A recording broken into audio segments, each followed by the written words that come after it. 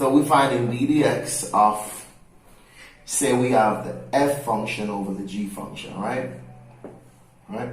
So how this is represented using the quotient rule is that we're going to have the g function as is times the derivative of the f minus the f function times the derivative of the g, and all of this over the g function squared. So basically that's the format that we're working with.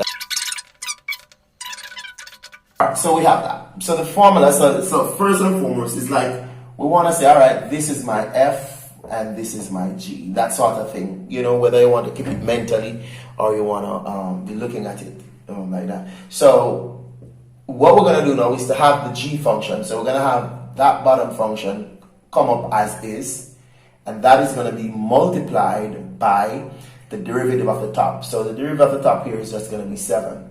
Then we're going to subtract the top function. Now this is very crucial. I'm going to have to introduce a big bracket here because this is going to negate a lot of stuff. So I have 7x plus 4, and that will be multiplied by the derivative of the bottom, which is going to be 2x. All right, so I'm looking at 2x there, and then I close up that all over x squared plus 2 all squared. So depending on probably who your teacher is or what you're dealing with, I don't normally break this down unless I'm forced to do so. So I'm going to leave this as is when I'm done in terms of the denominator. But for the top part, we could clear this up a little bit more. All right, so let's clear up the top part. So what we have here, let me bracket this off, my bad. What we have here is 7x squared plus 14. That's here. And then for this, you can imagine changing the signs as you go along. All right, so 2x times 7x is going to give us 14x squared, but it's going to be a minus 14x squared. And then 2x times 4 is going to be 8x, but it's going to be a minus 8x because this negative sign will negate everything. All over x squared plus 2 all squared. All right, very good. So this is like at the end of the road, except it needs to be simplified. So in simplification, what I'll have here, I'll have my 7x squared, square. And then I have nothing for the x, so I'll have minus 8x there. And then now, I'll have a positive 14, so I'll have a positive 14 there. And all of this will be over my same x squared plus 2, and I'm going to square that. That's okay. If you're required to break down the denominator, that's fine. But basically what I'm saying is, this is good and this is okay as is. All right.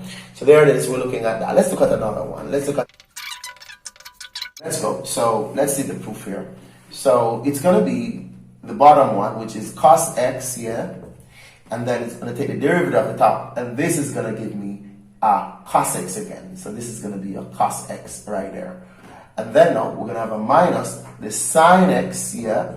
And then the derivative of this is going to be minus sine.